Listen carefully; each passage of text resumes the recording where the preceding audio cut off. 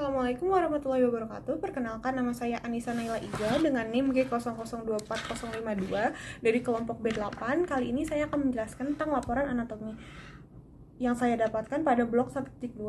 Nah, yang pertama ada kasus pertama, yaitu Daniel adalah seorang siswa SMP. Ia sempat tertusuk paku saat bermain di lapangan dan hanya membilas dengan air mengalir. Setelah itu, dia mengaku sulit untuk menggerakkan rahangnya dan terasa kaku, tak bisa membuka mulutnya. Nah, learning outcome yang pertama adalah jelaskan tentang anatomi mandibula dan fungsinya secara lengkap. Nah, berikut adalah anatomi mandibula. Nah, di sini dapat terlihat condylar processus. Terus juga ada coronoid processus yang berbentuk seperti mahkota. Lalu pada condylar processus dia terdapat kaput dan juga terdapat pterygoid fossa dan juga leher, dan dia memiliki incisura pada bagian sebelah sini. Lalu pada mandibula terdapat ramus dan juga dia ada angulusnya di ujung mandibula, dan juga terdapat tubuh mandibula atau bisa disebut juga dengan korpus. Nah, di bagian mandibula juga terdapat mental foramen yang terlihat bulat seperti ini. Lalu juga ada mental protuberance yang sini, terus ada mental tubercle, dan juga ada base of mandible. Nah, di bagian dalam mandibula terdapat sublingual fossa, lalu juga ada digastric fossa, ada mental spines yang di sebelah dalam sini, dan juga terlihat submandibular fossa di bagian sini. Lalu dia juga memiliki sebuah garis yang disebut mylohyoid line. Dan juga fungsi mandibula itu untuk pengunyah dan konektik, atau tempat perlekatan otot-otot lidah dan juga pengunyah. Nah, pada bagian ramus mandibula ini dia seperti yang terlihat, dia ditempeli oleh coronoid processus dan juga condylaris processus. Nah, untuk condylaris processus nanti dia akan bersendi dengan fossa mandibularis dan membentuk articulatio temporomandibularis. Sedangkan untuk processus coronoideus dia akan dilekati oleh musculus temporalis. Lalu selanjutnya di foramen mentale dia akan dilalui oleh arteri, vena, dan juga nervus mentale atau nervus mentalis di bagian mental foramen. Selanjutnya adalah jelaskan penyusun musculus masticatores beserta fungsi dan inervasinya. Nah, untuk musculus masticatores dia terdapat temporalis fascia, temporalis muscle, terus juga ada zygomatic arc, dia juga ada masseter muscle, terus di bagian dekat mulut dia ada buccinator muscle, dan juga yang kecil ini adalah parotid duct. Terus di bagian depannya dia terlihat ada zygomatic minor muscle yang bagian sini, dan juga zygomatic major muscle yang sini, dan juga dia memiliki levator seperti levator angulioris muscle yang ini.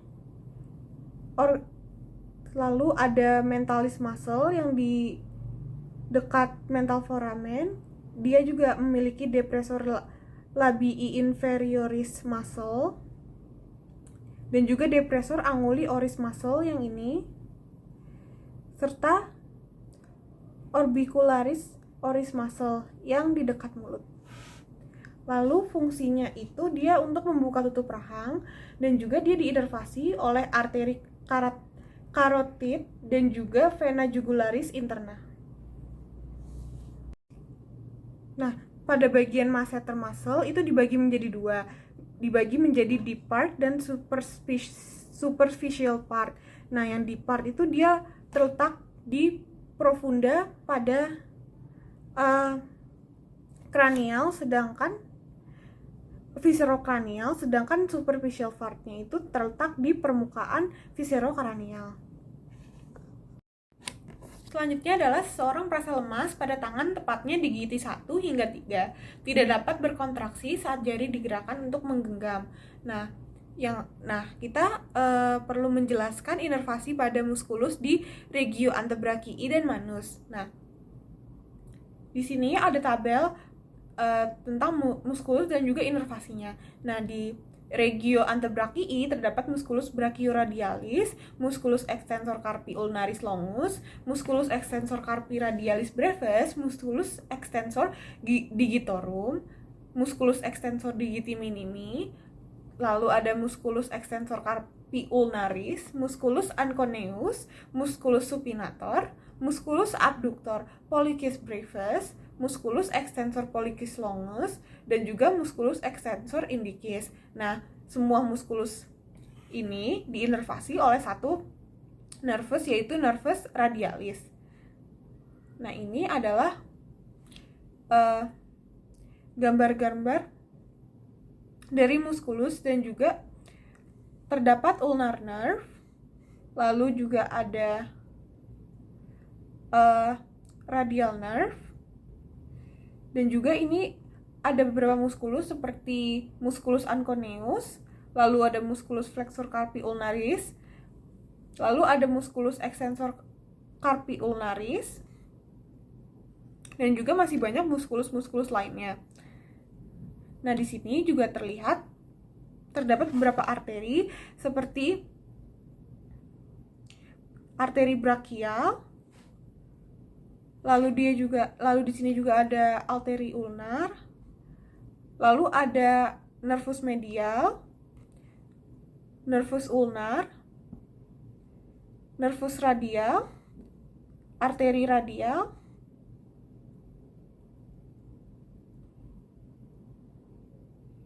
dan juga beberapa arteri-arteri lainnya. Lalu pada regio manus, muskulusnya terdapat musculus adductor pollicis brevis, musculus flexor pollicis brevis, dan juga musculus opponens. Nah, semua ketiga muskulus ini akan diinervasi oleh ramus recurrens nervus medianus. Lalu juga ada musculus abductor pollicis, musculus abductor digiti minimi, musculus flexor digiti minimi brevis, musculus opponens digiti minimi. Nah, keempat muskulus ini akan diinervasi oleh ramus profundus nervus ulnaris. Lalu yang terakhir ada musculus palmalis brevis. Nah, dia itu akan diinervasi oleh ramus superspecialis nervus ulnaris. Nah, di sini ada gambaran tentang inervasi pada regio manus. Seperti di sini terlihat ada radial arteri, ada ada nervus medial, lalu ada nervus dan juga arteri ulnar. Nah, di sini juga terlihat arteri radialis incisis, dan juga pada nervus medialis dia akan menginervasi di gigi 1 hingga 3. Lalu nervus ulnaris dia akan menginervasi di gigi 4 dan juga 5. Nah, seperti pada kasus di atas, yang mengalami lesi yaitu adalah pada nervus medialis. Nah, selanjutnya adalah saya akan menjelaskan anatomi pada musculus regio antebrachium beserta kinesiologinya. Nah, di antebrachium terdapat musculus supinator, musculus pronator teres, dan juga musculus pronator quadratus. Di sini juga terlihat muskulus-muskulus lain seperti musculus extensor carpi radialis longus. Terus lalu ada musculus extensor carpi radialis brevis, dan juga ada musculus extensor carpi ulnaris. Di sini juga ada musculus extensor digitorum dan extensor digiti minimi yang telah terpotong. Lalu ada pula musculus extensor digitorum yang besar ini. Selanjutnya ada lagi extensor digiti minimi. Dan juga ada musculus extensor idicis. Lalu selanjutnya ada di gambar ini terlihat musculus adductor pollicis longus, musculus extensor pollicis brevis, dan juga musculus extensor pollicis longus.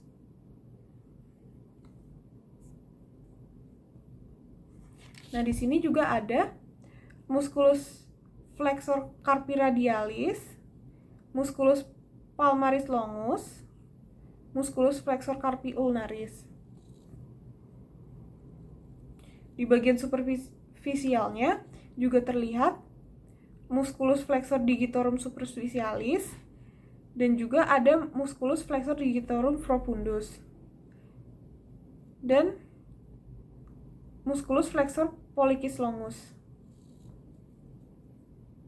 Lalu untuk kinesiologinya yaitu adalah hinge-joint. Pada humerus dia akan pada humerus ulnaris dia akan membentuk artikulatio antara trochlea humeri dengan incisura trochlearis. Nah, lalu pada humeroradialis dia akan membuat artikulatio antara capitulum humeri dengan caput radii. Nah, hinge joint itu adalah gerakan membungkuk dan juga meluruskan tangan. Kasus yang ketiga atau laporan yang ketiga adalah seorang pria 23 tahun mengalami cedera lutut saat bermain futsal. Ia merasakan bunyi krek dan lututnya terasa tidak stabil. Setelah kejadian, lututnya membengkak dan sulit digerakkan. Nah, LO yang perlu kita penuhi adalah yang pertama, jelaskan anatomi penyusun artikulatio genu yang lengkap. Nah, untuk anatominya, pada bagian atas atau superior dari genu terdapat femur. Lalu pada bagian inferior atau pada bagian bawah genu terdapat tibia dan juga fibula. Nah, yang menyusun genu itu terdapat tendon adductor magnus, lalu ada musculus plantaris, lalu ada musculus gastrocnemius, terus ada tibial collateral ligament, ada juga fibular collateral ligament, terdapat juga tendon semimembranosus, lalu juga ada ligamen popliteal, terdapat juga musculus popliteus, lalu juga ada kepala dari fibula, terus juga tampak posterior dari ligamen kepala fibula, terdapat juga membran interoseus, lalu juga ada perlekatan dari joint muscle pada artikulatio genu. Nah, di artikulatio genu juga terdapat patella pada bagian depannya, lalu juga ada membran sinovial, terus ada ligamen patella, juga ada articular cavity, lalu dia juga dilekati oleh quadriceps femoris tendon. Dia juga memiliki articulatis genus muscle dan juga tibia di bagian bawahnya. Nah, selanjutnya adalah jelaskan ligamentum yang memperkuat artikulatio genu. Nah, ligamentum yang memperkuat artikulatio genu itu yang pertama ada anterior cruciate ligament. Yang kedua juga ada posterior cruciate ligament. Yang ketiga ada tibial collateral ligament. Dan yang keempat ada fibular collateral ligament. Serta juga terdapat tendon popliteus. Selanjutnya adalah jelaskan anatomi dari os femur. Nah, di sini adalah sebuah femur, os femur. Pada bagian anterior dia terlihat kaput atau kepalanya. Terus lalu juga dia memiliki leher. Dia memiliki dua trochanter, yaitu yang pertama adalah trochanter mayor yang terletak di sini, dan juga trochanter minor yang terletak di bagian sini. Lalu dia juga memiliki garis intertrochanteric. Pada os femur juga terdapat korpus atau badannya. Lalu dari tampak anterior dia terlihat ada epikondyle lateral, terus kondyle lateral, permukaan patella, epikondyle medial, adductor tubercle, dan juga garis refleksi kapsular. Nah, pada bagian posterior dia terlihat fossa interkondilar, terus juga masih terlihat kondilar lateral, terlihat epikondilar, terlihat juga medial epikondilar, dan juga adductor tubercle-nya. Nah, lalu pada bagian korpus di bagian posterior terdapat foramen nutrisi. Lalu juga ada linea aspera yang terbagi menjadi dua bagian, yaitu bagian medial dan juga lateral. Lalu di bagian posteriornya dia juga memiliki tuberositas gluteal, garis pectineal, dan juga pada bagian posterior trochanter minornya lebih terlihat. Lalu dia juga terdapat kalkar, dan juga yang terakhir dia terdapat intertrochanteric crest.